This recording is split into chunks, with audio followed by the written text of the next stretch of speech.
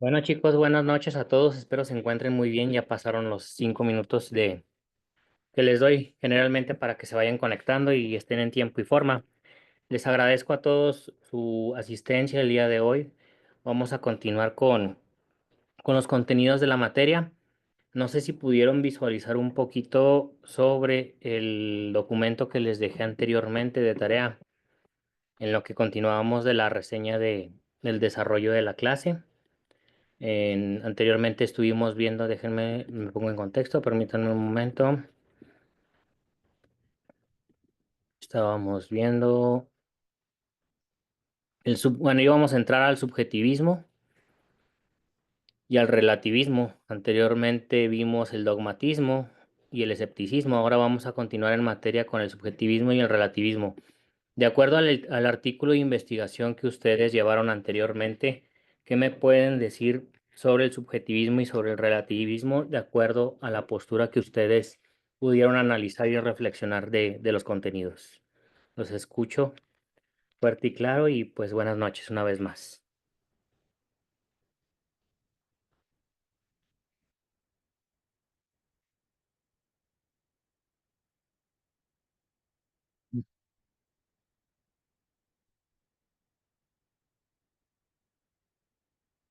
¿Alguien que quiera participar? Francisco, Carol, Jorge. Carol. Porque siempre yo primero. Bueno, pues sí, yo pude darle una revisada así muy rápida y estaba un poco atareada, pero pues en conclusión, el subjetivismo y el relativismo, al igual que el escepticismo, son muy parecidas. O sea, no validan una verdad absoluta como tal. El Ujú, subjetivismo, pues básicamente se basa en la verdad o realidad que tiene el sujeto ujú, conforme a su contexto. Y el relativismo, pues también habla de lo mismo que la verdad no es absoluta, pero habla de que es más por el conocimiento humano conforme volvemos al punto a las características culturales en donde se desarrolla el ser humano. Entonces, pues son muy parecidas en realidad las tres. Este, y pues creo que sí coincido en que, bueno, hay cuestiones, mencionan en el artículo, por ejemplo, que la verdad sobre, por ejemplo, las matemáticas, ¿no? Ponen como ejemplo el 2 por 2 pues da 4. Entonces dice que bueno, sistemáticamente, pues es el resultado y esa sería una única verdad, pero podría variar si en algún punto alguien dijera, no, es que para mí no es eso y a lo mejor presentara su propio diagnóstico de por qué no daría ese resultado. Entonces podría cambiar. Sin embargo, ahí yo considero que en lo que son las ciencias exactas no hay mucha variedad. En cuanto a lo demás, sí coincido en que no hay una verdad exclusiva o absoluta. excelente, Carol, muchas gracias. Y sí es parte fundamental de eso, ver esta corriente como un enfoque en el cual interpreta un principio de realidad muy particular de acuerdo a lo que nos va enseñando paulatinamente. Entonces vamos a continuar. No sé quién de ustedes dos quiera participar, si Francisco o Jorge, yo los escucho con todo el gusto del mundo. Sí, bueno, también de lo que yo leí en el artículo, digo, concuerdo con lo que comenta Carol, no, o sea, los enfoques son muy, muy similares. Sin embargo, el relativismo sí refiere a que pues, los objetos que observamos, pues algunos, tienen sus enfoques dependiendo también de las perspectivas de cada uno, ¿no? O sea, de lo que es relativo a otra cosa, casi siempre. Y bueno, pues el subjetivismo, también lo decía Carol, ¿no? Con el ejemplo de las matemáticas, o sea, que es una ciencia exacta, a lo mejor ahí no entra, este, tanto la subjetividad, sin embargo, se puede hacer el ejercicio, ¿verdad? Al desmenuzar el por qué 2 por 2 es 4. Entonces, Bueno, y concuerdo con usted, maestro, son perspectivas. eh, no sé si tanto como corrientes filosóficas o no, pero son esas perspectivas filosóficas de las cuales podemos digo, analizar y estudiar para, pues también para nuestros propios criterios, ¿no? Claro que sí, efectivamente. Ahorita les voy a hacer una pregunta en torno a eso directamente relacionado con la filosofía. Muchas gracias. Me falta, ah, caray, el que faltaba creo que se acaba de ir. Sale. Bueno, a ver, les hago una pregunta a los dos. Yo desconecto. Yo creo que no quiso participar y dijo, mejor me voy. Pero bueno, una pregunta muy fundamental, chicos. ¿Por qué creen ustedes que esto es objeto de estudio de la filosofía? ¿Cómo creen que podemos considerar estos apartados o estos enfoques y puedan ser funcionales a lo que es la filosofía? ¿O qué relación existe entre la filosofía y estos enfoques? Bueno, yo considero que son parte ¿cómo llamarlo? Forman parte, este tipo de dudas o este tipo de fundamentos forman parte de un inicio, de un cuestionamiento, para llegar a una respuesta o a una posible respuesta. Entonces, yo creo que desde el punto filosófico, si nosotros empezamos a cuestionar si realmente algo es verdad o no, entonces ya estamos ahí entrando en tema de filosofía. Entonces, por lo tanto, sí son relevantes tanto el escepticismo, el subjetivismo, el relativismo, aunque tengan sus puntos similares, pero hay, tienen su diferencia, ¿no? En cada uno. Por ejemplo, el escepticismo, pues es totalmente, ahora sí que niega toda verdad absoluta. El subjetivismo, pues volvemos al punto, ¿no? O sea, es conforme el sujeto, puede obtener una verdad y el relativismo, pues dice que la verdad es meramente relativa, no es una verdad 100% absoluta. Entonces, empezamos a hacer cuestionamientos, empezamos a dudar, a preguntar sobre ciertas cosas y podemos nosotros llegar a lo mejor a nuestra propia verdad. Exactamente, excelente, muchas gracias, Carol. Jorge, Sí, bueno, yo creo que la importancia de estos dos enfoques eh, en la filosofía, bueno, pues tiene que ver también con el análisis que podemos hacernos hacia nosotros mismos como filósofos de- para observarnos desde qué puntos de vista o desde qué enfoque nosotros mismos estamos abordando algún objeto de estudio, ¿no? Alguna investigación, algún análisis de algún fenómeno que estemos experimentando o simplemente alguna verdad o, o teoría o hipótesis ya establecida, bueno, pues podemos también analizarla desde qué enfoque eh, se está determinando esa teoría, ¿no? Esa hipótesis. claro que sí, muy relacionadas ambos comentarios. A ver, vamos a escuchar a Francisco, no sé si ande por ahí. Sí, no sé si estoy bien conectado con el tema porque batallé un poquito para la conexión, pero, o sea, lo que leí, el relativismo eran diferentes puntos de vista, ¿no? Era, por ejemplo, bajo una misma postura. Por ejemplo, no sé, el aborto o la eutanasia, que para muchas personas pueden decir, pues es que es un derecho, porque pues mi cuerpo, mi decisión, o yo no creo en que tenga que vivir si ya no estoy viviendo dignamente. Otras personas pueden decir, "Oye, pues, ¿sabes qué? Pues que tú no eres Dios, es que la enfermedad a lo mejor trae sabiduría, a lo mejor trae unidad entre la familia, un enfermo, el cuidarlo, el entregarse, luchar hasta el final, bla, bla. Entonces yo creo que el subjetivismo lo entendí más o menos así. Y el relativismo era como que, no sé, por ejemplo, llueve y para una persona es una manifestación de los dioses que se enojaron o que están bendiciendo, y por otras personas, pues es un punto meteorológico, ¿no? Y, o sea, tienen razón unos, tienen razón otros, no hay verdad absoluta. Entonces, eso fue más o menos lo que entendí. Excelente, muchas gracias, Francisco. Efectivamente, entonces, vamos a entrar en materia. Espero puedan ver mi pantalla. Voy a reducir un poquito esto para que lo puedan ver. Vamos a entrar en materia de lo que es el subjetivismo y el relativismo. Como ustedes lo comentaron anteriormente, uno niega y el otro vive de acuerdo a las realidades múltiples que se van estableciendo. Entonces, para el subjetivismo y relativismo, vamos a empezar con el subjetivismo. Hay una verdad, pero esta verdad tiene una validez limitada, es decir, una validez temporal como característica inicial y que sobre todo está concebida por muchos sesgos particulares. No hay ninguna verdad universalmente válida si hablamos de las creencias, los comportamientos, los temas como los mencionó Francisco. Hay muchos temas que pueden entrar en polémica derivado de estos fundamentos.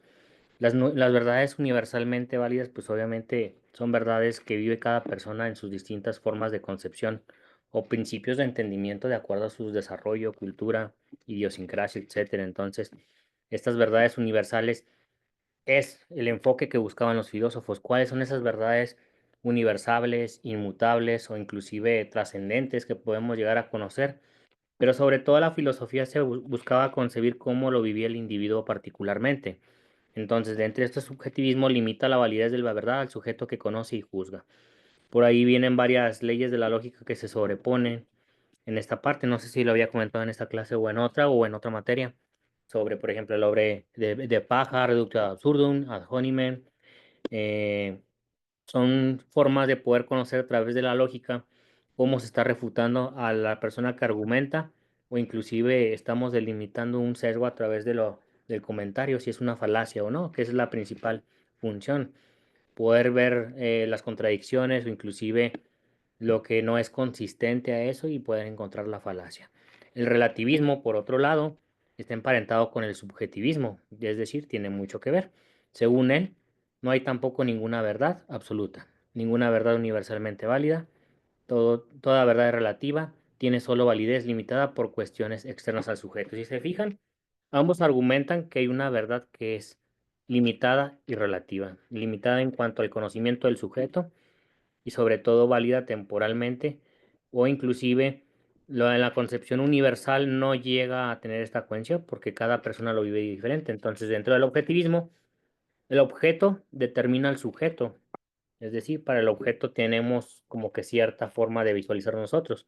Y luego dice, el sujeto toma propiedades del objeto también dentro del objetivismo y una estructura reconstruida por la conciencia cognoscente, es decir, la conciencia que piensa, que da significados, que atribuye realidades, puede saber que temporalmente una verdad o una cuestión de un conocimiento en particular puede tener formas diferentes de poder enriquecerse a sí misma y sobre todo plantearse panoramas en los cuales pueda llegar a conocer este principio de realidad. Y yo creo que es muy sencillo de entenderlo y ustedes lo dijeron claramente.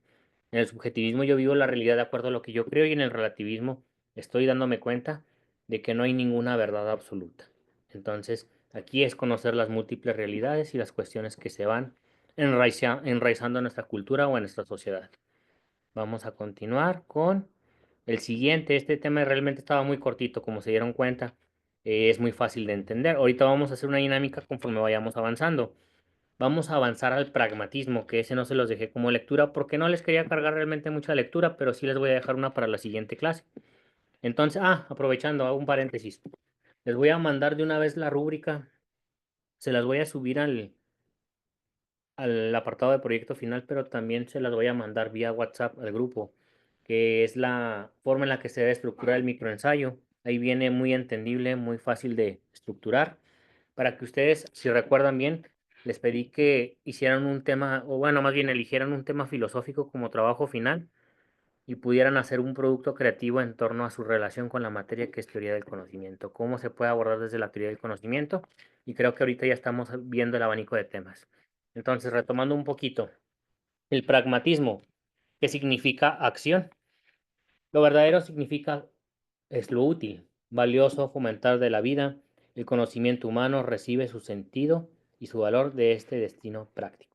Su verdad consiste en la congruencia de los pensamientos con los fines prácticos, es decir, debe de haber una similitud o un consecuente entre lo que pienso y digo.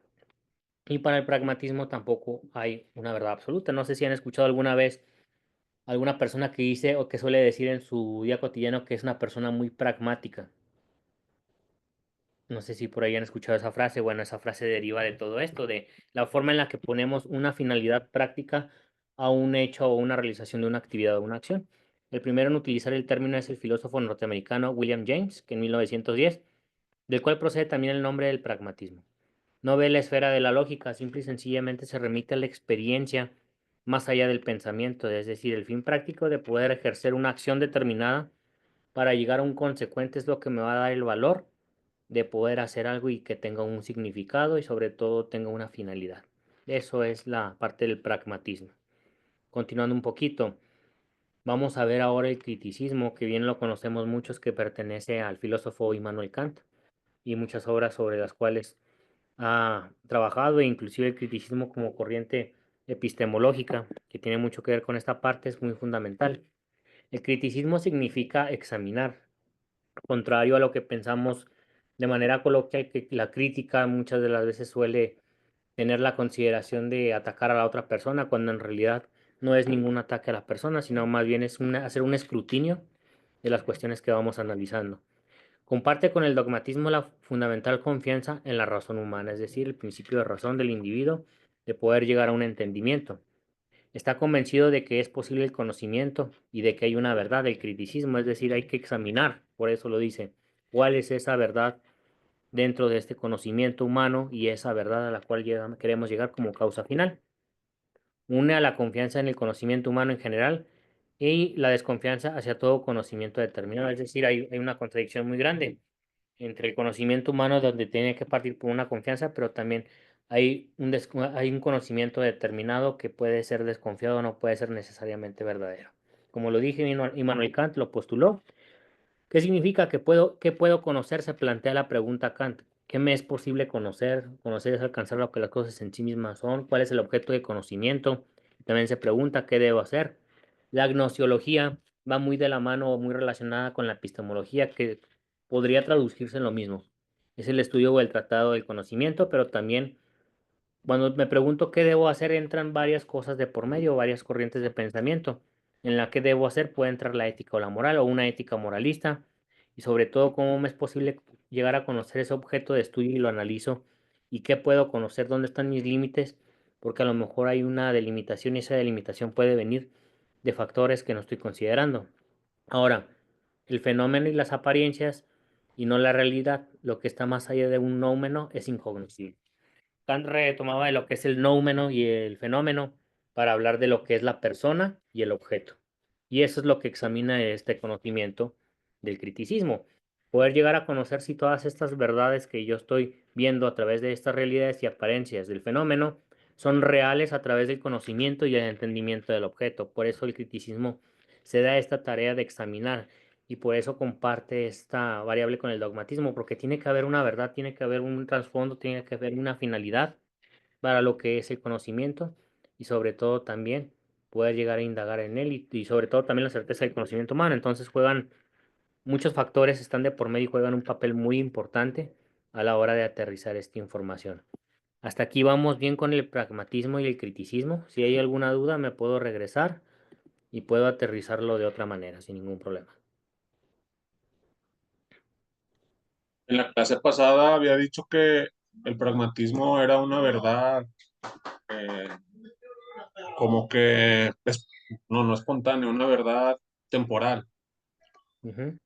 Entonces, va por ahí lo que vimos ahorita.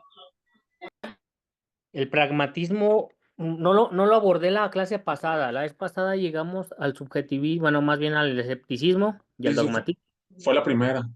Sí, creo que fue la primera. Si lo retomamos, es más como una doctrina fijada, es una corriente fija hacia un principio de realidad. Por eso dice que es una posición epistemológica o de conocimiento para cual todavía no existe el problema del conocimiento, ya que lo que determina es la realidad certera y no hay cuestionamiento más allá de cualquier cosa. Simple y sencillamente lo hace como una ley universal, si lo quieren denominar así, como algo que no se puede poner en tela de juicio y sobre todo pone en manifiesto la posibilidad del contacto entre el sujeto y el objeto. Lo que es y no se puede modificar y no se puede cambiar. Por eso el dogmatismo se traduce como una doctrina fijada, que establece como punto de conocimiento y verdad absoluta lo que para él significa un principio de realidad certero. Entonces, por eso decía que es comprensible para él el sujeto y la conciencia cognoscente, porque ese es el principio de verdad que determina para él. Y si lo relacionamos con el pragmatismo, pues, no, perdón, discúlpenme, con el criticismo, pone confianza en la razón humana, y la razón humana, obviamente, hay ciertas creencias que son fijadas por el individuo, las cuales puede considerar como verdades absolutas. Entonces, para el pragmatismo y su práctica, a pesar de que no hay un filtro de la razón, da por sentadas las bases de que el principio de razón humana es el principio que puede determinar un juicio en particular. Por eso lo dicen. Cuando somos muy dogmáticos, pues obviamente no tenemos apertura y solamente creemos en nuestra realidad fijada. Y en el criticismo, obviamente examina, pero esta parte, y entra el dogmatismo, donde la razón humana puede tener un criterio absoluto de la verdad y principio de realidad. Esa es la diferencia y la similitud que los une a ambos al mismo tiempo.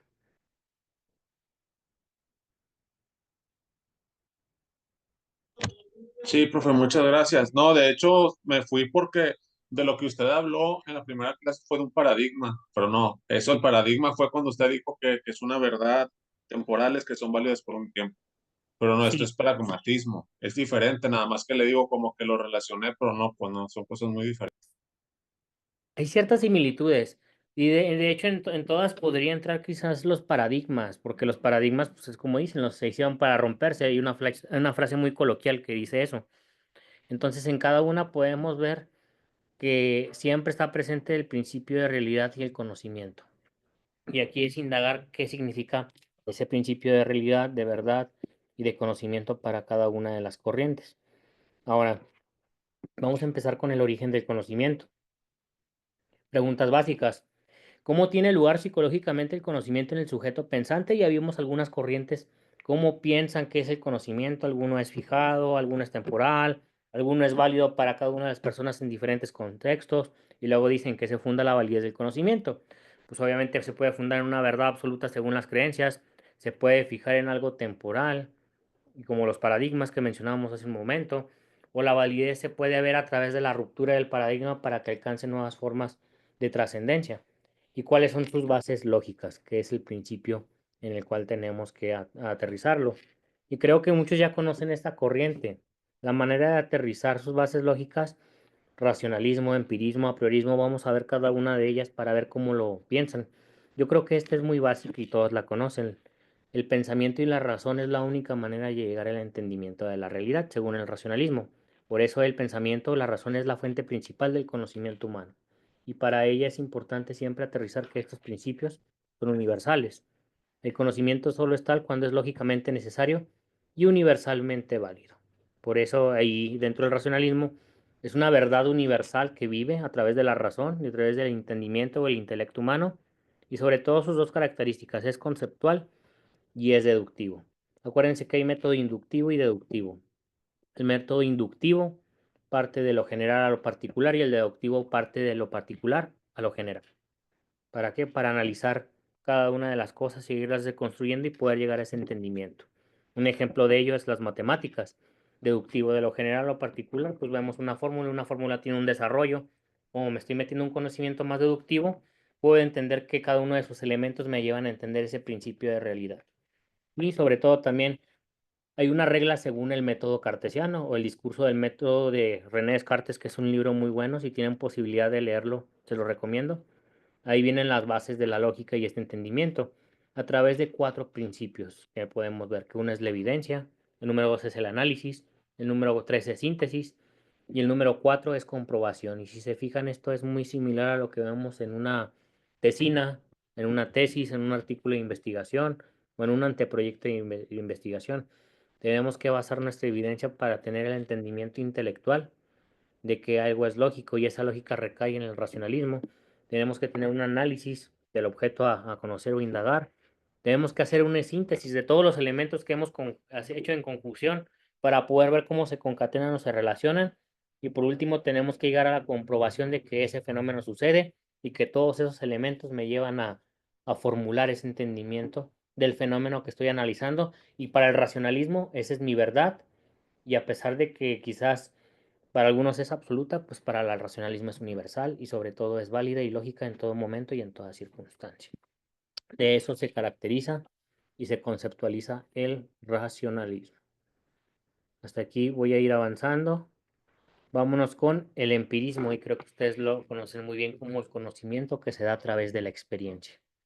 Y esa experiencia puede llegar a través de los sentidos, por eso vemos aquí esta imagen sobre el oído, la vista, el olfato, el gusto y el tacto, que son los 5 sentidos universales con los cuales podemos llegar a este entendimiento. Y este conocimiento a través de la experiencia nos lleva a entender diferentes realidades, es decir, es una corriente que siempre estuvo en oposición durante toda la vida a través del racionalismo, donde dice no solamente es el criterio de verdad, tengo que experimentarlo, tengo que vivirlo, tengo que saber cómo es palpable para mí para poder llegar a ese entendimiento y decir es cierto, este conocimiento es válido, porque no solamente lo estoy llevando a las ideas, sino también lo estoy llevando a la experiencia. Entonces, la única fuente de conocimiento, como dije, la experiencia. El espíritu humano está por naturaleza vacío, según dice el empirismo. Es una tabula rasa, como una pizarra en blanco, lo decía David Hume, si no me equivoco. Una hoja por escribir en la que se escribe la experiencia. Es decir, cuando nosotros nacemos para esta corriente, nosotros somos una pizarra en blanco donde no tenemos conocimientos, en contrario a la teoría de la reminiscencia, que decía que recordar es aprender, que nosotros ya teníamos las ideas, solamente teníamos que volver a retomarlas para volver a conocerlas. Pero aquí no. Aquí dice que todo se nos tiene que enseñar porque nada está en conocimiento o está en manifiesto y por lo tanto ignoramos todo. Todos nuestros conceptos, incluso los más generales y los abstractos, proceden de la experiencia a través del método ensayo-error, a través de vivir esta situación y poder aprender de ella. Y para ese principio de realidad es el aprendizaje a través de lo que voy viviendo. Parte de los conocimientos concretos como los antiguos sofistas es lo que mencionaban. Locke y Hume, John Locke y David Hume son promotores que lo convirtieron en un sensualismo de cierta manera.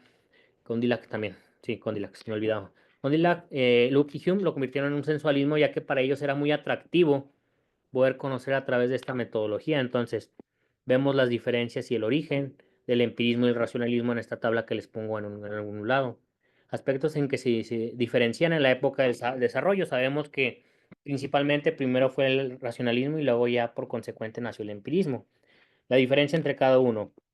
Uno nació en el siglo XVII y luego otro parte del siglo XVII y siglo XVIII. Si se fijan, primero nació uno y enseguida fue el otro.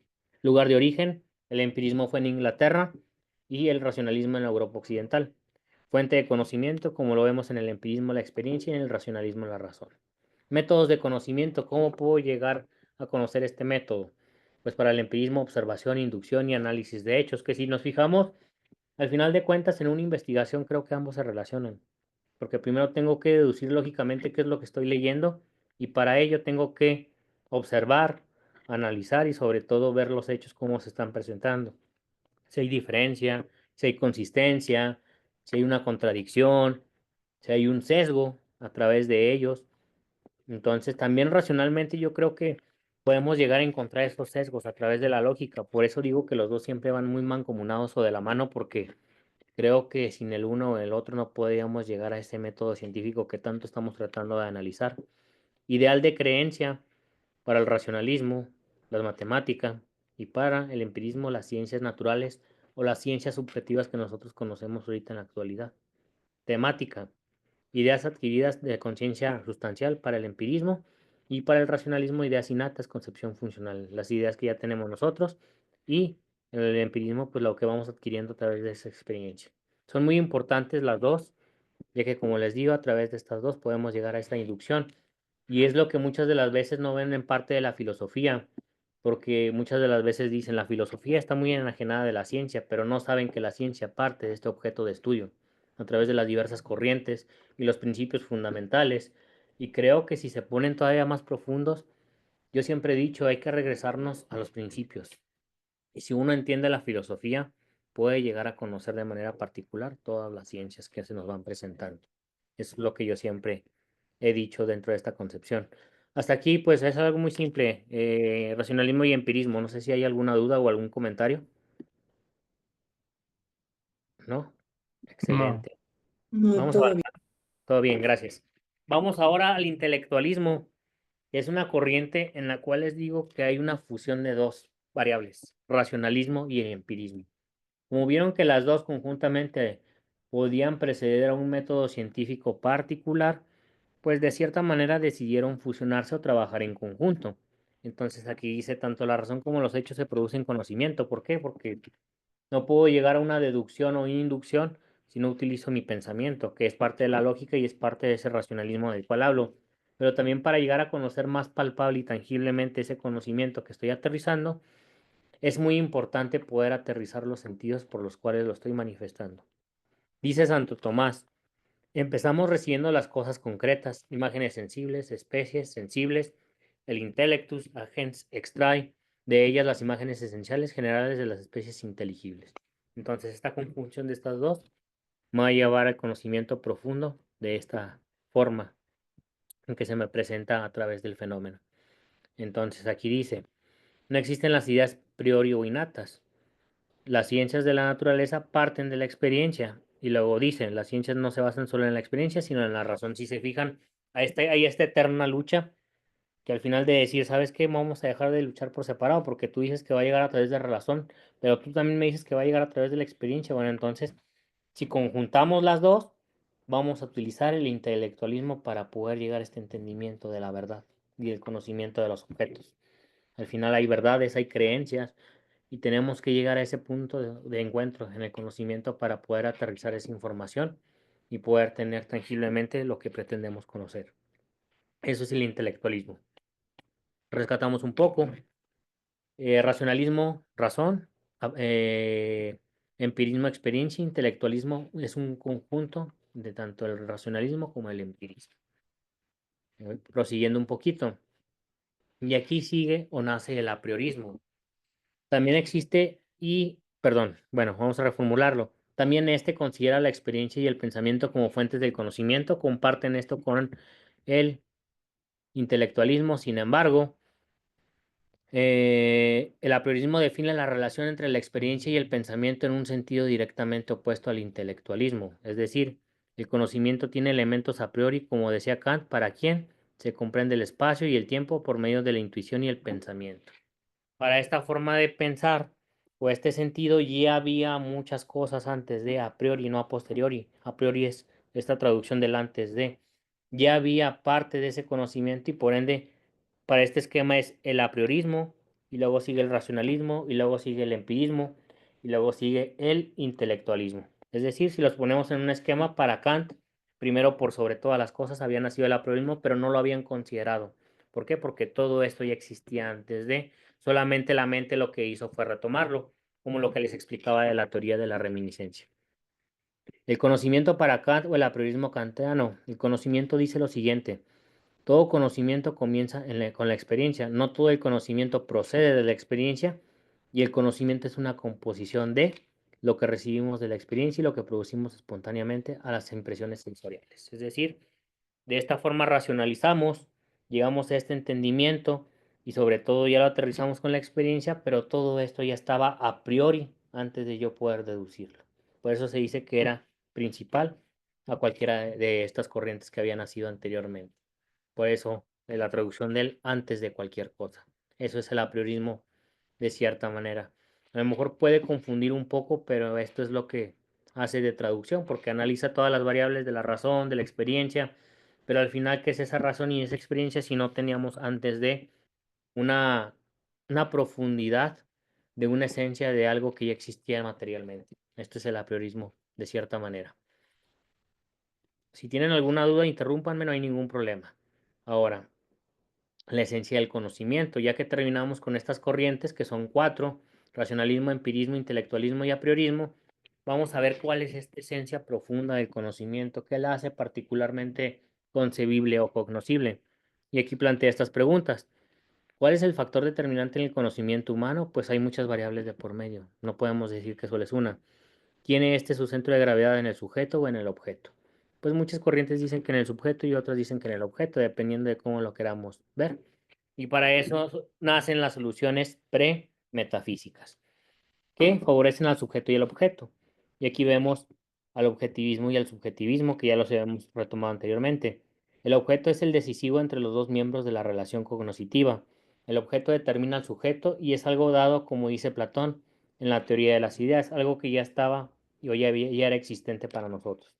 O inclusive, sigue a Husserl, tiene una esencia, como esa esencia tiene ya un significado a priori, podemos decir que ya tenía una particularidad antes de que nosotros le diéramos una definición y un entendimiento.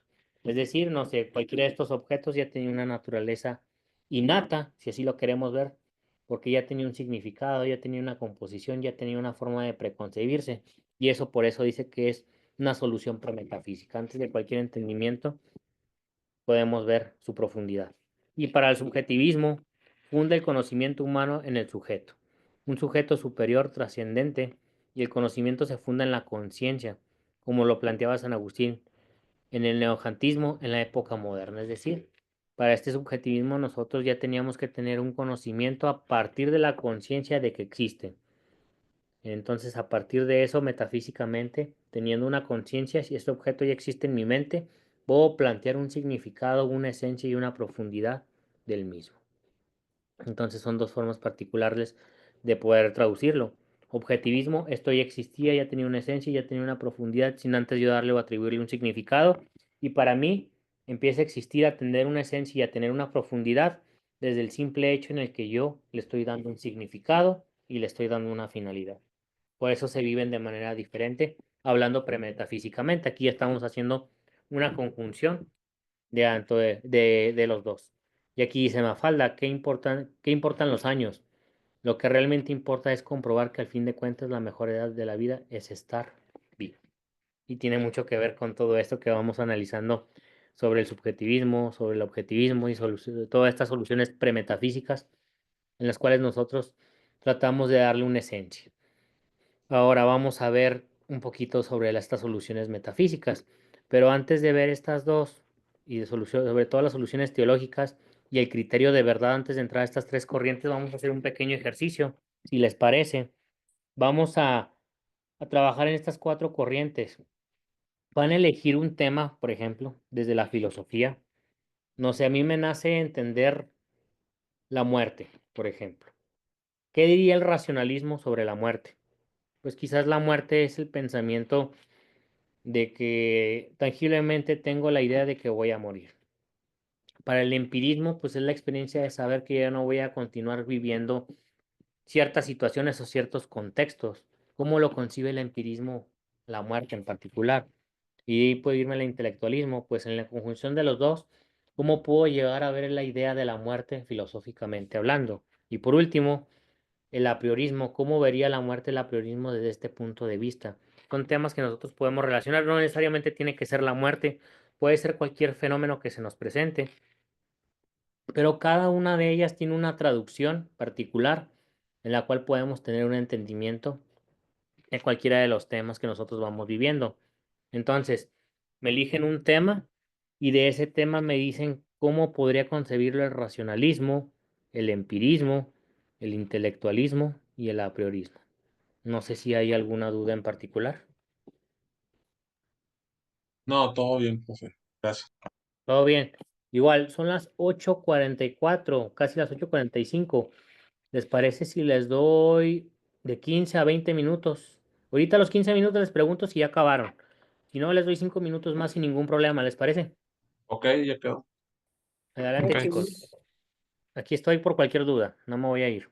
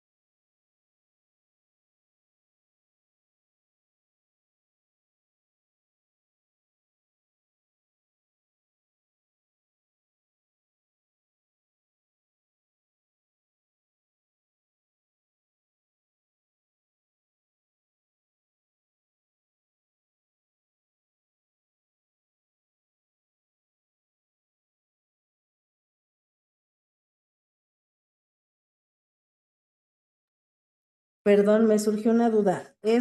¿Lo vamos a hacer desde el subjetivismo o desde el criticismo? Eh, yo creo que aquí más que el criticismo y el subjetivismo es más poder verlo desde estos puntos de vista porque ya estamos entrando al origen del conocimiento. ¿Cómo lo piensan cada uno de ellos? Puede entrar inclusive dentro del subjetivismo o inclusive puede entrar dentro de lo que es el relativismo, pero al final de cuentas lo que me interesa saber es cómo es para ustedes esta esencia del origen del conocimiento. Si parte, por ejemplo, el tema del Raquel y dice el racionalismo de este enfoque, qué dice el empirismo, qué dice el a priorismo, qué dice el intelectualismo sobre un tema. Y ya de ahí van a ser determinar si lo que estamos viendo a través de ellos puede recaer en el subjetivismo o el relativismo, dependiendo del enfoque. Eso lo vamos a aterrizar ahorita en el ejercicio. Ok,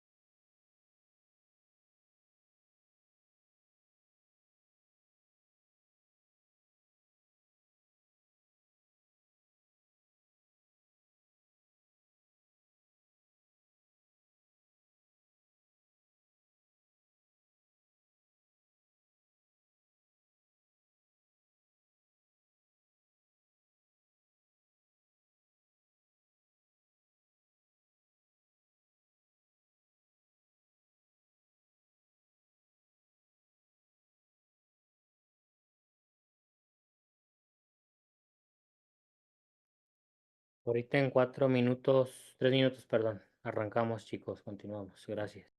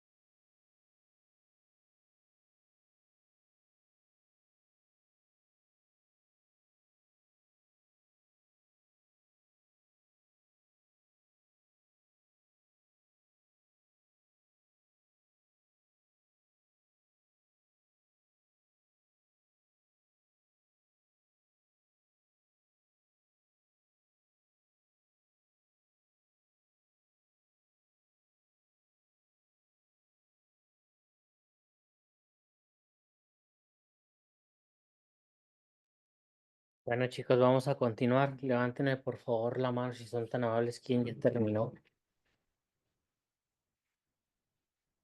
Carol. Muy bien. ¿Quién más? Jorge. Muy bien. ¿Quién más?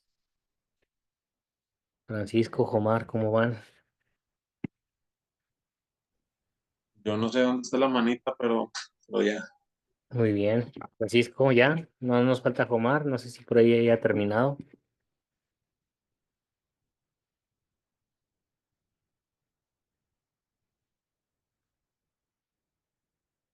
Bueno, quizás está terminando. Ya terminé, estoy terminando. Perfecto, muy bien, chicos. Vamos a comenzar. ¿Quién quiere expresar un poquito de su tema a través de estas cuestiones que hemos visto, de lo que es estas corrientes anteriores, que lo que es el racionalismo, empirismo, intelectualismo y aproísmo? Es de pensarse fundamentalmente que este origen del conocimiento tiene, obviamente, ciertas cuestiones que tenemos que tener en concepción, que son posibilidad. Una es la posibilidad del conocimiento para luego pasarnos al origen del conocimiento, de dónde nacen estas corrientes como tal. Entonces, ¿quién quiere comenzar con su tema? Adelante, Jorge, te escucho. Ok, bueno, yo elegí el tema de la reencarnación. Como, Muy bien. digo, porque sé que pues, es un tema un tanto controversial, digo, para algunas personas que tienen esta creencia, ¿no? De que en algún momento, si tú mueres, en algún momento vuelves a renacer, o Ujú, incluso que ya has tenido una vida pasada, ¿no? ujú, Este, entonces, desde la perspectiva del racionalismo, pues, se vería como que la reencarnación no sería posible, dado que la conciencia humana se materializa, o más bien se experimenta completamente en nuestro cuerpo físico y mental, ¿no? Este, y el empirismo, bajo ese enfoque, se diría que existe la posibilidad, ya que la experiencia indica que hay generaciones que producen comportamientos o información eh, de otras vidas pasadas sin haber experimentado algo en su vida actual. Algunos, algunas experiencias que hay gente que ha tenido, quien afirma que en una vida anterior ya le habían sucedido cosas similares y por eso repiten patrones en, en, en esta vida actual, ¿no? El intelectualismo, bueno, como es un mediador entre el racionalismo y el empirismo, pudiera decir que hay algunos factores empíricos que muestran un comportamiento con información ancestral, pero racionalmente se puede decir que una vida nueva que reencarna eh, ya es otra persona, ¿no? O sea, es otro ser. Y el apriorismo, yéndose también similar a esta relación entre el empirismo y el racionalismo, pero desde otro enfoque, a priori pudiéramos decir que por definición, como es otro cuerpo, es físico y mental, ya no es la misma persona, no es el mismo ser el que pudiéramos decir que reencarna, ¿no? Entonces, bueno, pues por concepto la misma persona debiera ser la misma persona quien se materialice en otra vida, ¿no? Eh, para que pudiéramos decir que es una reencarnación. Bueno, esos son como que los enfoques que vi. Muy interesante tu tema. Inclusive hay una parte, bueno, a mí me ha tocado ver en documentales donde hay personas que dicen que experimentan cuando están inducidos en algún coma por alguna enfermedad o inclusive alguna situación donde dicen de alguna manera haber tocado esa trascendencia de ir más allá o inclusive también los temas de las vidas pasadas que hablan mucho sobre Sí, las terapias de constelaciones familiares y todos estos elementos que dicen que pues obviamente tenemos reencarnaciones de cuántas veces no hemos repetido para aprender de los errores, aprender las experiencias, venir a corregir algo que hicimos anteriormente. ¿Tú dónde piensas que recaen estos enfoques? ¿En cuál concepto de los que hemos visto? esos enfoques en el empirismo, así como lo conocemos, ¿no? Donde están todas estas ya cuestiones que, que, que bueno, se materializaron como creencias, ¿no? Porque la gente ya lo cree, ¿no? O sea, ya creen estas terapias de constelaciones, eh, inducciones o interiorizaciones para ir a resolver algo de una vida pasada o ver que te está enseñando una vida pasada para que resuelvas en esta, ¿no? Y digo, no quise desarrollar tanto, digo, para no alargarme, pero, por ejemplo, el racionalismo, este, te puede decir, ¿sabes qué? Sí, a lo mejor alguien que estuvo en un coma, pudo haber imaginado eso, ¿verdad? Porque el cerebro, ahí es donde comentaba ahorita, o sea, todo eso se gestiona desde el cuerpo mental y el físico.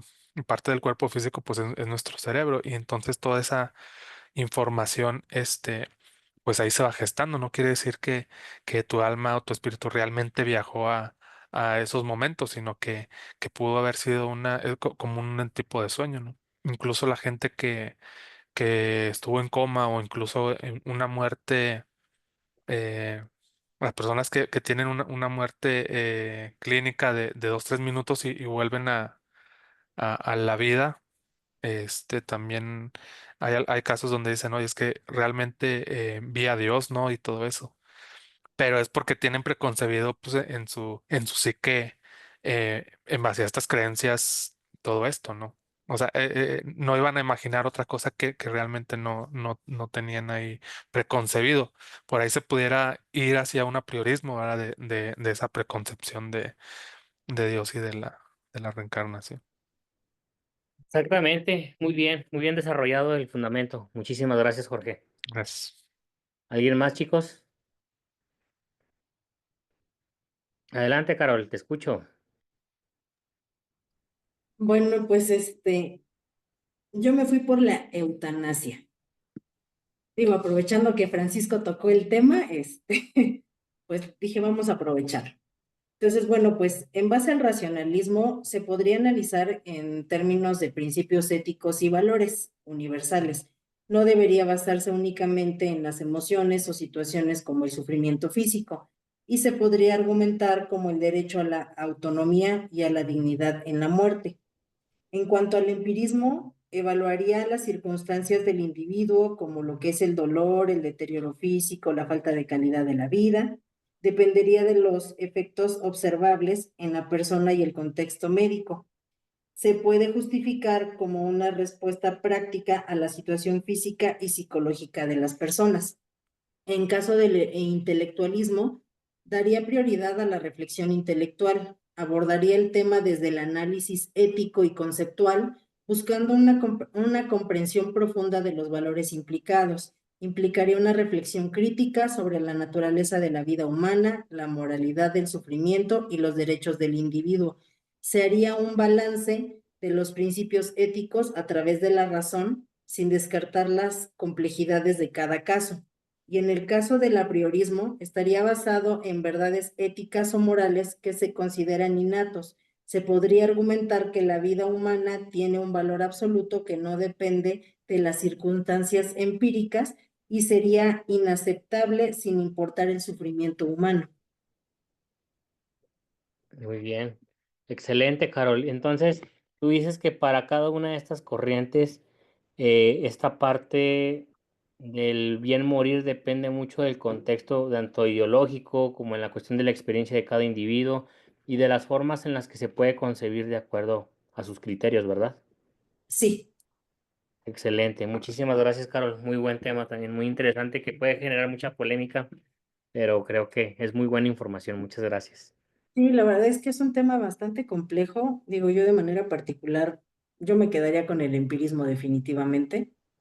Creo que sería lo de manera racional, un poco complicado, pero yo creo que sería lo mejor y sería evitar mucho sufrimiento de muchas personas.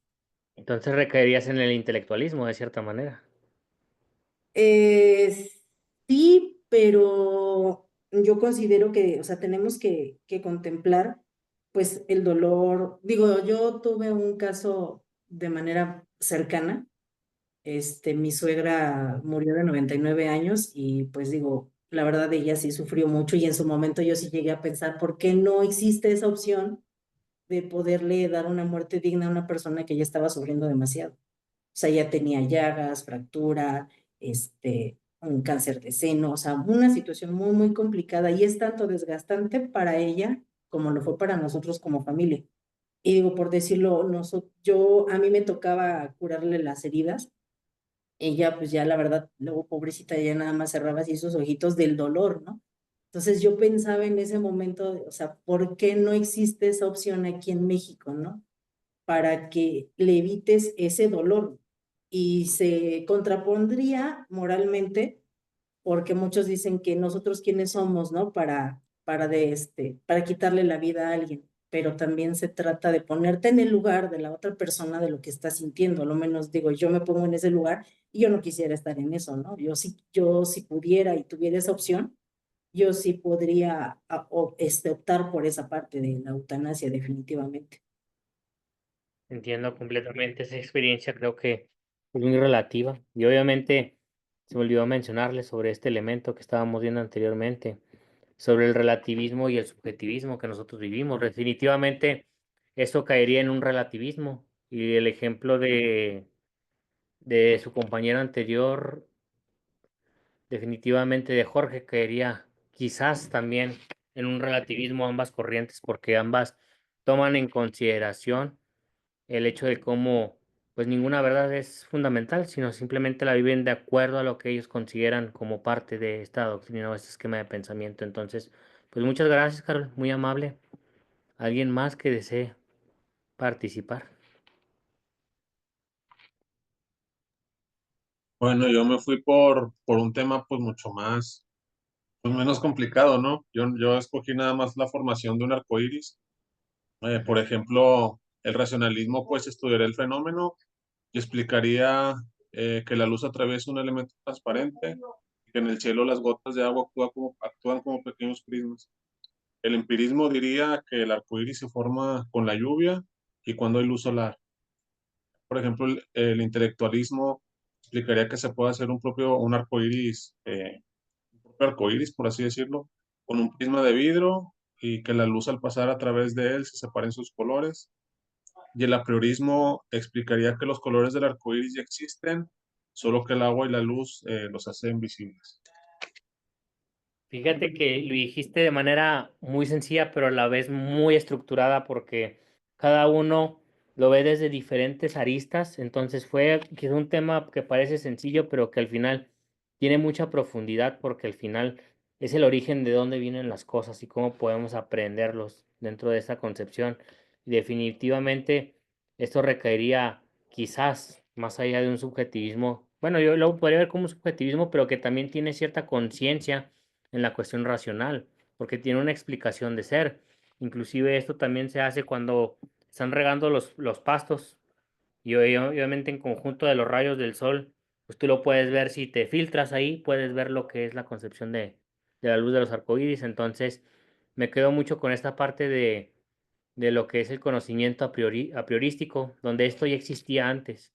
Todos estos temas podemos ver que ya existen, pero que en el fondo nosotros les damos una connotación y un significado para poder recaer en alguna corriente en particular. Entonces, pues muchas gracias, Francisco. Muy amable.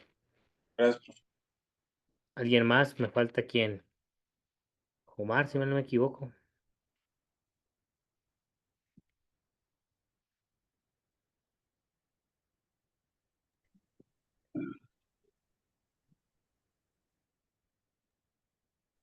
Bueno, sí, yo falto. Adelante, Omar. Este, yo no pude desarrollarlo como los demás compañeros. Yo me basé en lo que usted dijo de la muerte, pero no lo dejé como la muerte, porque para algunos la muerte, pues, es un paso a otra dimensión. Yo le puse inexistencia post-mortem, o sea, decir que ya al morir ya no hay nada. Y desde el punto de vista del relativismo, pues podemos decir que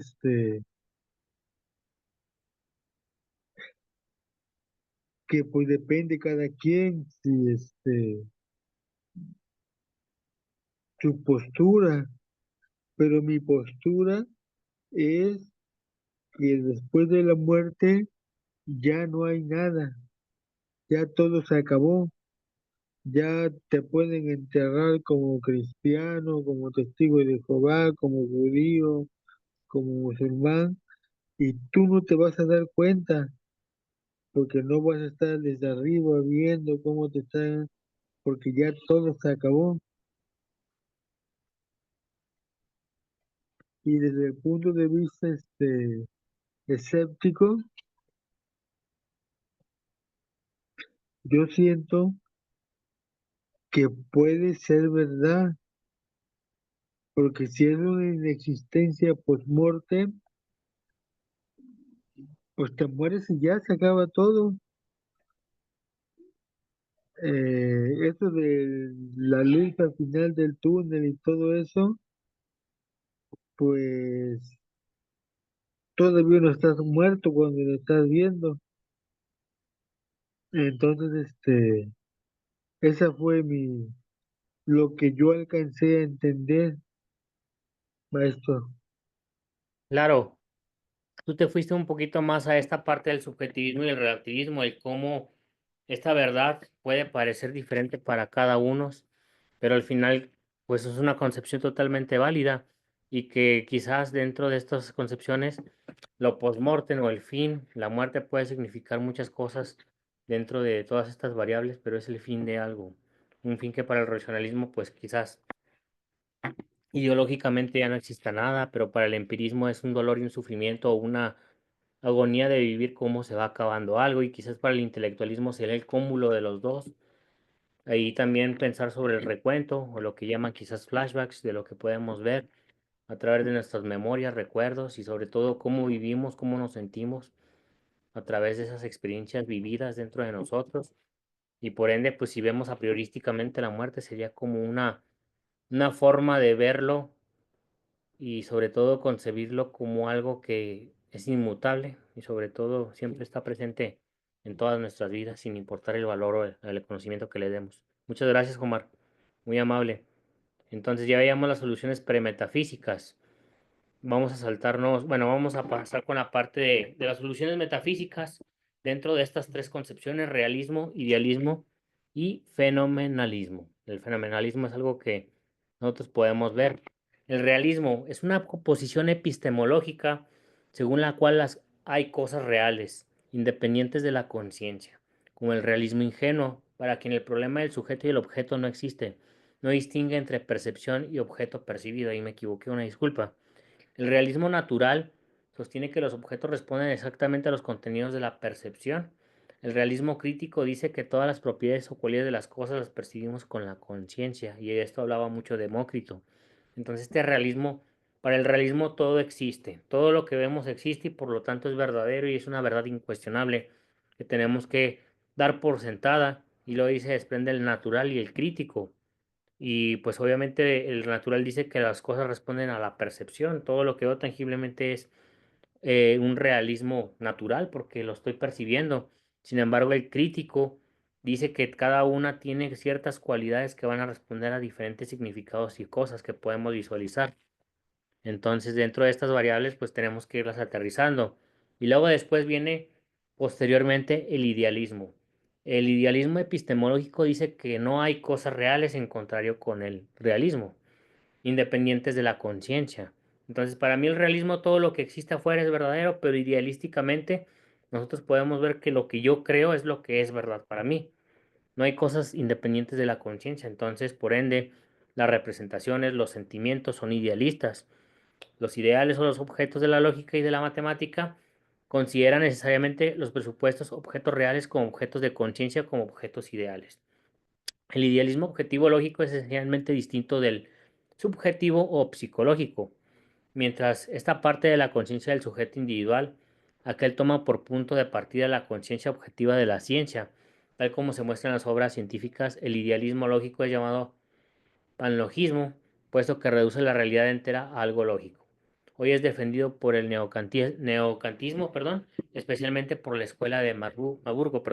Entonces, para el idealismo siempre va a ser una representación de lo que yo vivo internamente. Y para el idealismo es una representación de lo que yo vivo exteriormente, que igual pueden trabajar en conjunto, porque una representación por fuera viene a ser una representación que yo tengo que vivir después internamente y le puedo dar un significado particular.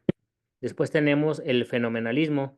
Es la teoría según la cual no conocemos las cosas como son en sí, que podría basarse en las soluciones premetafísicas de las cuales estábamos viendo con anterioridad, sino cómo nos aparecen, que es la fenomenología, el fenómeno dado como tal, sin atribuirle un perjuicio, y sobre todo rescatando las tres partes, epoqué o epoché, como lo quieran traducir, reducción eidética y reducción trascendental.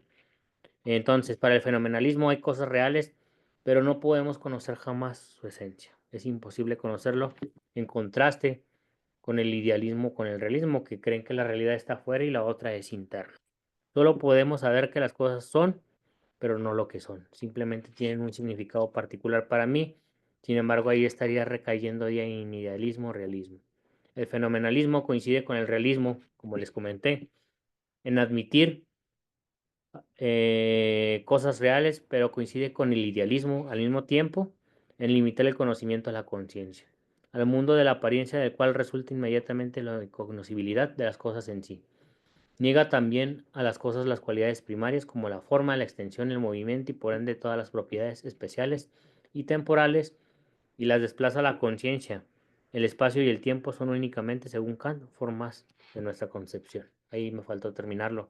Pero entonces el fenomenalismo dice que las cosas tienen una esencia profunda, pero como jamás la vamos a llegar a conocer, más que de acuerdo a lo que nosotros creemos que es verdad y lo podemos visualizar exteriormente, pero al mismo tiempo le doy una concepción y un significado interno, lo cual podría recaer idealísticamente. Esto es lo que ve dentro de sus parámetros o concepciones. Ahora, las soluciones teológicas que ven dentro de este punto, también es importante rescatar el punto de vista teológico de cómo se percibe, se remonta al absoluto principio de las cosas. La solución monista y panteísta, que son dos enfoques que pueden verlo de una manera muy particular, todo este estudio de conocimiento, las formas si es interno, externo, si es a través de la experiencia, de la razón, etcétera, dice lo siguiente: vea objeto y sujeto como unidad. Existe una sustancia, como dice Spinoza, como la idea del pensamiento y extensión. Schelling define el absoluto como la unidad de la naturaleza y el espíritu, es decir, que todo está en conjunto. Vemos cosas internas, externas, todo lo que engloba a nuestro alrededor. Para estas soluciones teóricas, todo es una sola cosa en sí misma. Como la idea del pensamiento y la extensión, Schelling define el absoluto como la unidad de la naturaleza y el espíritu del objeto y el sujeto, uno solo. Uno en el mismo ser se presenta ya como objeto, ya como sujeto, son idénticos, es decir, que tienen mucha similitud y pueden ser uno mismo. La solución dualista y teísta mantiene la diversidad metafísica esencial del pensamiento y el ser, la conciencia y la realidad. Esta dualidad no es para ella, sin embargo, algo definitivo. El sujeto y el objeto, el pensamiento y el ser van a parar finalmente a un último principio común de la idealidad y de la realidad, del pensador y del ser. Como causa creadora del universo, la divinidad es el origen común del sujeto y el objeto, del orden del pensamiento y del orden del ser. Entonces, ¿qué quiere decir con esto? Que esa unidad divina mantiene en un solo presupuesto tanto al objeto como al sujeto y que al final están enlazados de cierta manera, por así decirlo, y que tienen muchas cosas en común porque al final nacen de la partitura del conocimiento para poder fusionarlos y poder seguir dándole una construcción a nuestra realidad que nosotros vemos exteriormente. Sus representantes fueron San Agustín, Santo Tomás de Aquino, Leibniz y Descartes de la filosofía moderna. Y aquí vemos un problema mente-cuerpo, la separación a la fragmentación que nosotros hacemos a través de realismo, idealismo, racionalismo, apriorismo, intelectualismo, empirismo, etcétera, nos llevan a fragmentar toda esta visión que para lo que es la concepción teológica, dice que al final de cuentas termina siendo uno solo. Entonces estos problemas se enmarcan aquí. El dualismo y el monismo, por ejemplo. Dualismo porque creen en dos tipos de materia, lo físico y lo no físico. Todas las teorías coinciden en que la esencia de la inteligencia reside en algo que no necesariamente es físico. Y el monismo porque creen que un solo tipo de materia, lo físico y el no físico, es decir, hay esa fragmentación que nosotros vemos. Salvo el idealismo de todas las teorías concuerdan con que la esencia de la inteligencia reside en algo físico. Por ende, para esta corriente siempre va a tratar de unificar y de crear una sola cosa. Ahora, para ir finalizando esta parte, vamos a ver cómo se define entonces a través de todas estas corrientes el criterio de verdad, porque al final tenemos que llegar a la parte donde tenemos que hacer un entendimiento y una unificación de todo lo que hemos visto. Concepto de verdad, concepto trascendente de la verdad. La verdad del conocimiento consiste en la concordancia del contenido del pensamiento con el objeto. Y esa es la verdad que nosotros vamos a vivir.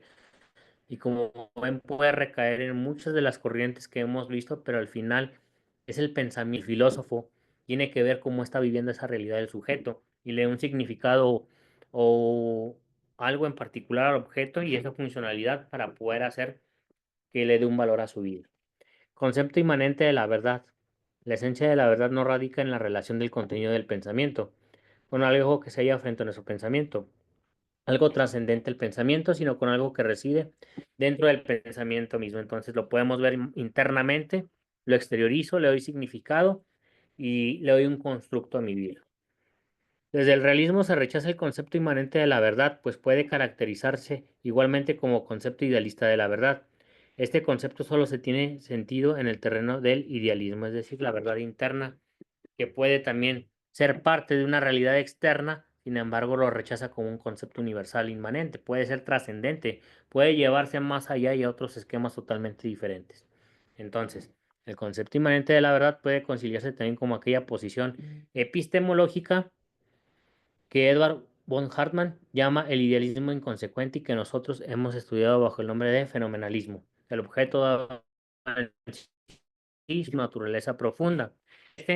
Hay objetos independientes del pensamiento, las cosas en sí, y que podemos atribuir a Kant con el númeno y el fenómeno. Obviamente son dos superposiciones muy diferentes para poder hacer un cierto criticismo del cual hemos estado hablando anteriormente. Entonces, dentro del criterio de la verdad, hay una ausencia o contradicción, aplica para las ciencias formales o ideales, la lógica y la matemática, de acuerdo a todas estas corrientes que hemos estado estudiando. También hay una presencia o realidad inmediata de un objeto, aplica para las ciencias factuales o las ciencias subjetivas, porque siempre van a tener una intencionalidad, sobre todo van a tener una presencia y van a tener un significado en nuestro mundo. Y por ende, para el conocimiento científico debe ser generalizable. El segundo criterio no aplicaría para ciencias como la psicología porque es una ciencia subjetiva. Entonces, si nos vamos a un esquema tratando de hacer una conjunción de todo lo que hemos visto, ¿cuáles son las principales tendencias epistemológicas respecto a la búsqueda del conocimiento? Y aquí nos plantea la pregunta, ¿es posible alcanzar la verdad? Para los que dicen que sí, ¿con qué medios cognitivos? Pues puede ser con los sentidos, y si es con los sentidos es el empirismo. Si no, si no hay medios cognitivos, solo la razón, recaemos en el racionalismo. ¿Cuál es este objeto de la verdad? Una realidad interna, idealismo, una realidad externa a uno mismo, realismo. Y por ende, si no hay algún conocimiento, recaemos en el escepticismo. Y si fijan, todo esto es la esencia, la naturaleza y los fundamentos con los cuales es posible alcanzar el conocimiento y la verdad a través de sus particularidades. Hasta aquí, chicos. Bueno, no creo que se hayan confundido, creo que cada uno tiene una particularidad y algunos tienen similitud con otros, pero no sé si tengan alguna duda hasta el momento de todo lo que les he dicho o explicado o quieran hacer algún comentario.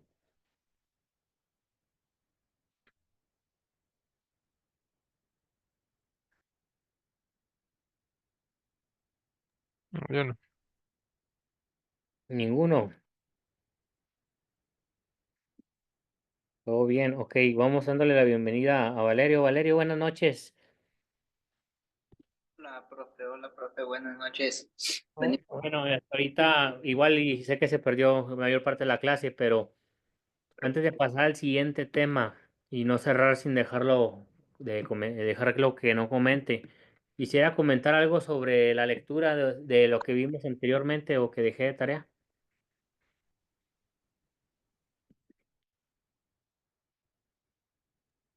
No lo escuché. A ver, ahí cómo me escucha bien? Ahí, sí, sí. Le comentaba que antes de pasar al siguiente tema y para no pasarlo de largo, quisiera comentar algo referente a la lectura que dejé anteriormente. A la lectura que dejó de la introducción a lo que es la teoría del conocimiento y todo eso. Y era del idealismo, no, miento, era del subjetivismo y el relativismo. Relativismo y relativismo. Bueno, pues el relativismo va, como muy contradictorio a veces, ¿verdad? Porque a veces decimos que subjetivo es solo mi verdad o lo que yo pienso, lo que yo creo, es lo que es mío, y relativo, pues no hay una verdad absoluta, no hay algo no hay un parámetro que nos indique o que nos diga que esto es así, que esto es acá. Entonces, son dos temas o dos situaciones, digo, bastante importante y que se tienen que tomar con mucha seriedad, ¿no? Porque llevar las cosas al relativismo todas es, pues, no tener una verdad absoluta, ¿no? No tener una verdad y no tener una verdad, pues todo se vuelve como una burbuja, digo yo, todo sería algo que estaría flotando, todo sería algo que estaría sobre una superficie, pues no sólida. Y también ser subjetivo, pues es no abrirse al conocimiento, es no abrirse a la verdad, es no abrirse a lo que verdaderamente vamos a aprender o a conocer, ¿no? Más o menos es lo que puedo comentar. Excelente, muchas gracias. Entonces, creo que igual, como quieren, le dan una revisada ahorita y para que pueda tener el contexto, ya vimos un poquito más de corrientes a lo largo de esto. Vamos a entrar otra vez, ahora sí a una introducción más efectiva. Creo que son las 9:38, todavía hay tiempo de poder entrar en materia. Vamos a ver ahora sí la relación existente entre la epistemología y la teoría del conocimiento. Aquí es cuando le damos una concepción más formal, pero antes de presentarles eso, les voy a presentar otro enfoque diferente. Ahora sí, ya cuando conocemos estas corrientes podemos hablar de un método científico real y vamos a partir con un pequeño ejercicio muy breve. Permítanme un momento. La ciencia.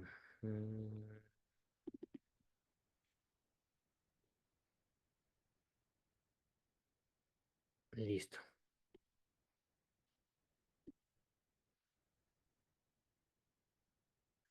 Creo que ahora sí podemos entrar al terreno de la ciencia. Ya vimos qué es conocer, cómo es este conocimiento. Ahora, aparte de este conocimiento, tiene ciertas variables. Observa, descubre, explica y predice para poder llegar a una realidad. Ya vemos que esa realidad se puede vivir a través de muchos enfoques y muchos tipos de naturaleza. Y lo vimos anteriormente, racionalismo, empirismo, a priorismo, intelectualismo, y de esta esencia obviamente puede surgir el subjetivismo y el relativismo. Sin embargo, la idea es conocer esa realidad a través de todos estos fundamentos que hemos visto con anterioridad. Por ende, siempre vamos a observar qué sucede a nuestro alrededor. Vamos a descubrir por qué a través de esa observación está sucediendo ese fenómeno y de ahí partimos a darle una explicación para poder predecir una conducta, un comportamiento o algo que esté sucediendo que nos lleva a este principio de realidad. Y esto se le conoce como conocimiento sistemático de la realidad para poder entenderlo de una mejor manera. Ahora, la ciencia dentro de sus parámetros. ¿Qué es lo que estamos haciendo nosotros? Ya recaímos, fíjense, en algo tan formal como la ciencia, que es un punto de partida que nace a partir de estas corrientes que hemos estado reflexionando para el entendimiento del hombre y todo lo que emana a su alrededor. Y por eso lo dice, es imposible hacer un planteamiento científico a espaldas de la ciencia, porque siempre va a estar de por medio. La base y punto de partida del científico es la realidad, que mediante la investigación le permite llegar a una ciencia. A través de este trasfondo histórico, intelectual, filosófico, nos lleva a entender todas estas variables y por eso vienen estas definiciones. La ciencia se nos presenta como un cuerpo de conocimientos de todo lo que ha habido anteriormente respecto a mi mundo o a la realidad del mundo de los demás y de los hechos y fenómenos que acontecen en ella y estamos encauzando esta realidad, estos fenómenos, una interpretación del mundo, de lo que sucede a través de mi experiencia, a través de mi intelecto, a través de la conjunción quizás de los dos o de lo que puede significar en esencia un objeto. Entonces, que en ella acontece en razón por la cual podemos decir que la ciencia es un quehacer crítico, no dogmático, y que somete sus supuestos a un ensayo y crítica. Y dejamos un poquito de lado la tendencia dogmática y no como una corriente de religión, sino no dogmático porque no se encausa o se enraiza en un principio fundamentador, sino un sustento de decir sí o no. A eso me refiero con no dogmático. La ciencia busca establecer relaciones existentes entre diversas acciones lógicas dentro de este entendimiento que permitan presentar postulados o axiomas en los distintos niveles de conocimiento. A partir de la investigación, de las sistematizaciones, perdón, se logra mediante la utilización de la investigación, el método científico y determina la objetividad de las relaciones que establece entre los hechos y fenómenos de los que se ocupa. Entonces, si se fijan, este quehacer estructurado ya tiene una formalidad de establecer todos estos hechos, darles un sentido, interconectarlos, que nos van a permitir presentar una explicación en sus distintos niveles, de diferentes temas, aristas, y los cuales se van a lograr mediante la investigación, método científico, conocimiento científico, etcétera, y nos van a hacer hacerlo objetible, tangible, sobre todo relacionarlos para poder ver de qué manera tienen un principio y una fundamentación dentro de esto. Y ya viendo todos estos puntos, para ir cerrando, vamos a tratar de hacer un ejemplo muy básico. Por ejemplo, dentro de la observación, lo que observamos, descubrimos, explicamos y predecimos, podemos ver qué realidad ideológica se presenta en cada individuo. Este es quizás un pequeño ejercicio que me gustaría que hagamos de improvisación. Por ejemplo, ¿qué observamos en nuestro entorno para conocer la realidad que nos representa ideológicamente? ¿Cuál es nuestro principio fundamentador a través de lo que nosotros vamos viviendo en los diferentes escenarios de nuestra vida y de la vida de las personas? Este es un ejercicio que sí me gustaría dejarles de tarea, que no va a ser escrito necesariamente, pero sí que me gustaría que ustedes pusieran el manifiesto. Un día normal, pónganse a observar a la gente para ver cuál es su principio de realidad, cómo se rigen, cómo basan su vida. Observen detenidamente qué platica, cómo platica, de qué manera manifiesta su comportamiento hacia con los demás.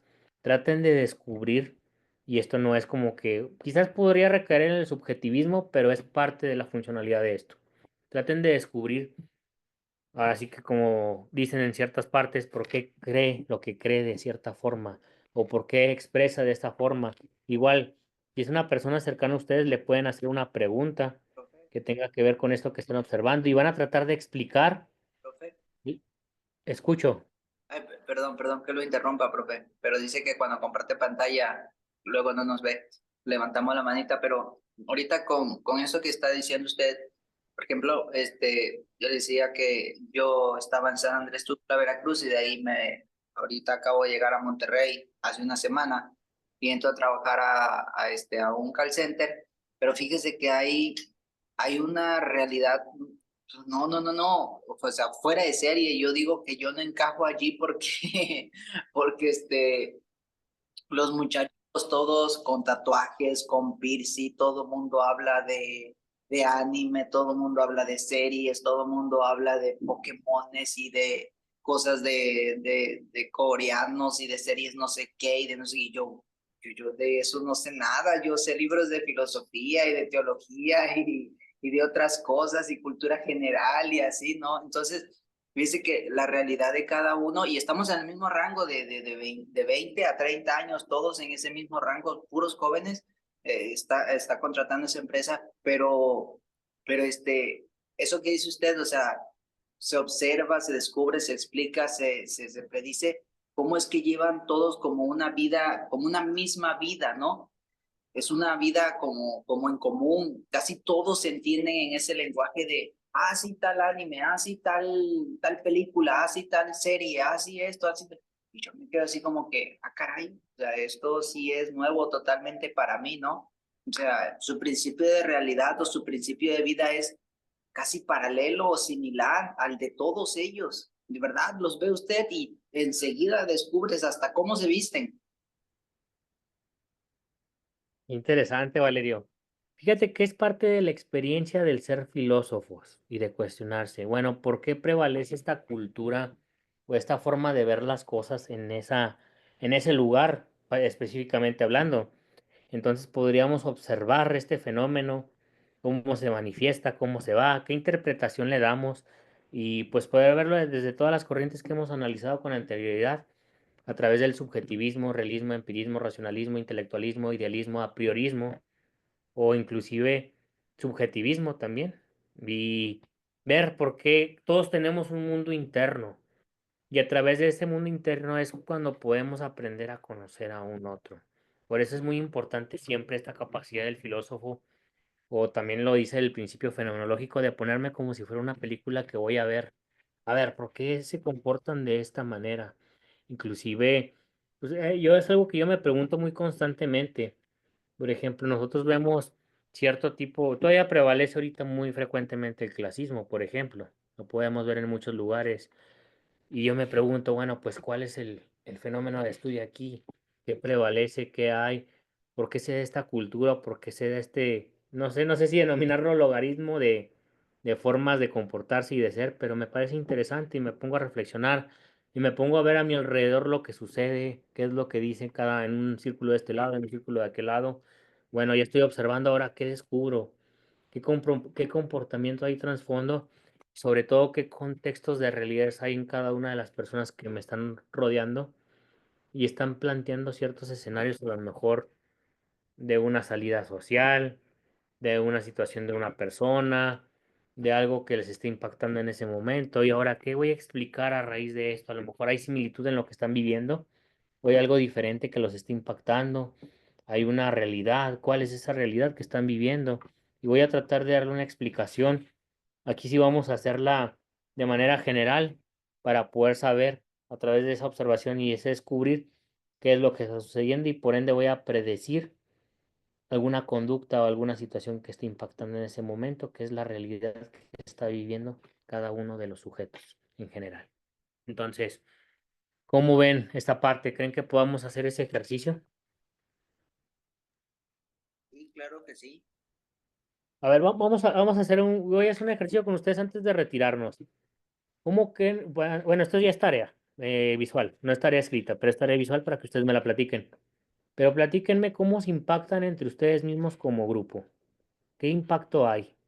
¿Hay entendimiento? ¿Hay conexión? ¿Qué percepción de la realidad tienen de ustedes que se frecuentan todos los días? ¿Me podría decir su perspectiva cada uno de ustedes?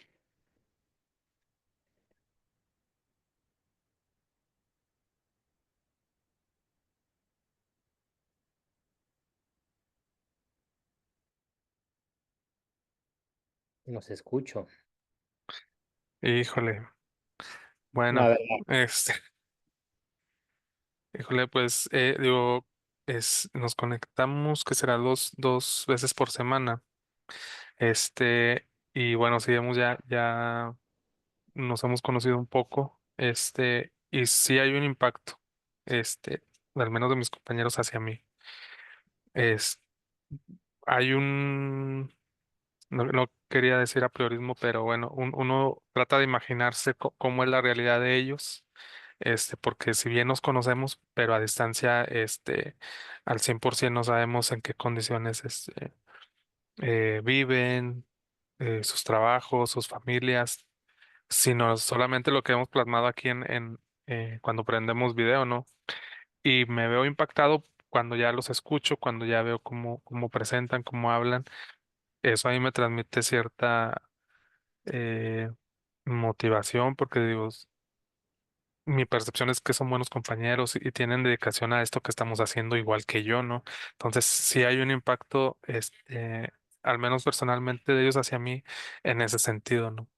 De que al menos tenemos esto en común y lo que decía ahorita Valerio, ¿verdad? O sea, cuando estamos fuera en otros entornos que son diferentes y ya no digamos adversos al nuestro, ¿verdad? Pero sí nos sentimos como pez fuera del agua, ¿no? Nos sentimos a veces que esa congenialidad no la tenemos con ninguna otra persona más que con aquellos que también nos entienden a nosotros. a ver, yo tengo una duda que me hace preguntarles, ¿ustedes no tienen grupo de WhatsApp? Bueno, aparte de la materia, claramente. Sí, apenas creamos para una tarea, pero pues, yo creo que por ahí podemos empezar a compartirlo. Eso es a lo que voy, ver cómo se impactan entre ustedes mismos, digo, se van a acompañar en toda su carrera. Carol, te escucho. Que también, Bueno, ay, perdón, Carol, adelante. bueno, yo de manera particular, bueno, el grupo es un poquito grande, pero pues realmente, a lo menos yo de manera personal, yo solamente interactúo con cuatro, bueno, somos cuatro en total con los que bueno, más interactuamos y pues sí, como dice Jorge, varía mucho el concepto de cómo, bueno, de cuando entramos por primera vez, sí, así como decimos, y con quién vamos a tratar, cómo va a estar y todo, ¿no? Y pues yo me he dado a mí sí me gusta socializar, me gusta mucho conocer gente, y yo sí me he dado a la tarea de platicar un poquito con Valerio, con Ángel, con Jorge, y la verdad es que la experiencia ha sido bastante grata. He conocido un poquito de su vida personal y de algunas circunstancias que cada uno ha compartido conmigo. Hay concordancias en algunas cosas con Jorge, otras con Ángel. Con Valerio tengo un pequeño detalle con el usted, pero es interesante conocer al grupo y a lo menos yo me siento bastante satisfecha en interactuar con mis compañeros de esa manera, y creo que de cada uno he aprendido bastante y puedo seguir aprendiendo. Excelente, muchas gracias, Carol. Te escucho, Valerio, ibas a comentar algo.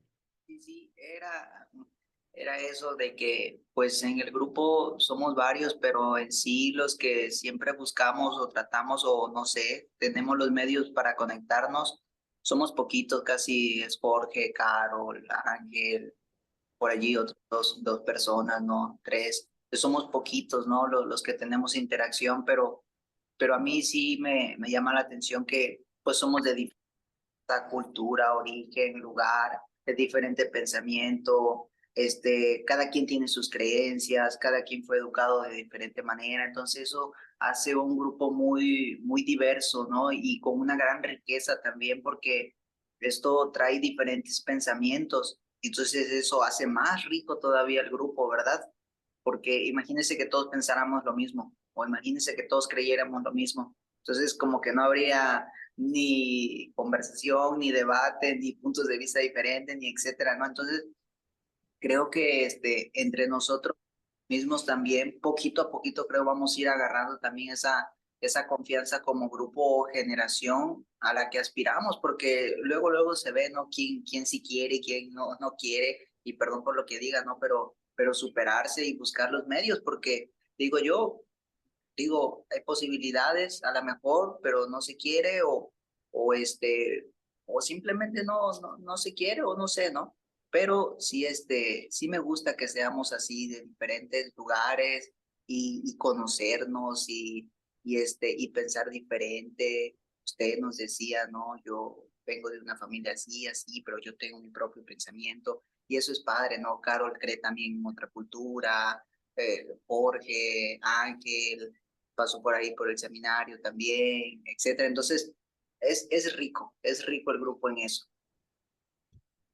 Sí, chicos, definitivamente, y ese es el ojo o la capacidad del filósofo, de poder distinguir entre las diferentes ideologías y al final, pues, hacer dialéctica. Acuérdense que la dialéctica, según Hegel, se da por tres superposiciones: tesis, antítesis y síntesis. Y a través de eso vamos a llegar a un entendimiento. Y sobre todo ver que mi otro compañero me va a sumar tanto como yo le puedo sumar a él. Y siempre lo he dicho eso. Entonces, es la mirada del observar, descubrir, explicar y predecir cuál es la realidad que estoy viviendo. Y pues sobre todo que se van a acompañar. Y entonces, dense esa oportunidad de ir viendo cuál es esa realidad que los rige. Digo, ahorita que los veo a mí me nace decirles que me hubiera encantado ser su compañero y llevarlo con ustedes porque es un grupo que aporta mucho, que da mucho entendimiento, mucho conocimiento. O sea, vaya, tienen mucha duda y es una duda que créanme que les va a ir sembrando muchos frutos a lo largo de este tiempo, pero sí es importante ir tratando de enlazarse un poco más, de conocer esas realidades, de aperturarse, de abrirse y sobre todo de tener este entendimiento de lo que van ustedes conociendo a través de la materia y pues ver cuáles son esas realidades múltiples que van viviendo cada uno. Sería un ejemplo como que un poquito más aterrizado de ver que mi compañero sé que a lo mejor tiene debates con esto, pero yo sé que no le incomoda y tiene la capacidad de dialogar o tiene conocimiento sobre concepciones metafísicas, filosóficas, de otra índole, desde el estoicismo, epicureísmo, hedonismo, no sé, inclusive existencialismo, qué variables puedo dominar y puedo apoyarme con mi compañero para saber que puedo hacer una mancuerna muy buena con él y tener la capacidad de entender su realidad que está viviendo. Bueno, chicos, entonces, para ir cerrando, ¿alguna duda? Les voy a dejar una última lectura. Les voy a mandar de una vez por WhatsApp. Déjenme, les mando lo del microensayo de una vez para que no se me vaya. Aquí está, si mal no me equivoco. Para que lo vayan leyendo, digo. Ya para ir cerrando el módulo. Reporte, permítanme un momento. ¿Dónde lo dejé? Se debe estar aquí. Teoría del conocimiento, introducción a la psicología, permítanme un... introducción, dogmatismo. Aquí está microensayo. Se lo voy a mandar de una vez, copiar. Estas son las bases que deben de seguir para el microensayo. Déjenme busco su grupo, filosofía. Se los voy a subir como quiera también a la plataforma, ustedes que pueden verlo, pero de una vez para que se vayan empapando sobre qué elementos debe de conjuntar el microensayo y cómo lo deben de ir estructurando. Entonces espero ya hayan elegido un poquito algún tema, lo puedan ir profundizando y lo puedan ir aterrizando con la materia para ver qué pueden aportar de eso y pues es el único trabajo formal que les voy a considerar, más aparte obviamente las participaciones y todo lo que hemos desarrollado en clases, que hasta ahorita no puedo tener queja de ninguno de ustedes, creo que lo han sabido desarrollar muy bien. Entonces, ¿alguna duda, chicos?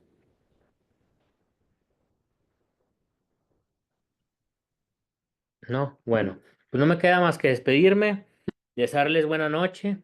Mañana les subo la última lectura, vemos los últimos temas que, como les dije, ya estamos sabiendo introducción a la ciencia que da paso a la relación entre la epistemología y la teoría del conocimiento para poder verlo ya como una concepción más formal y más integral de todo esto que hemos ido desarrollando como punto de partida de esta teoría del conocimiento. Entonces, pues no les quito más su tiempo, que pasen excelente noche, que descansen y cualquier cosa ya saben que estoy a la orden, ¿sale? Gracias. Igualmente, buenas noches a todos. Noches, hasta luego. Gracias, hasta luego. Bye.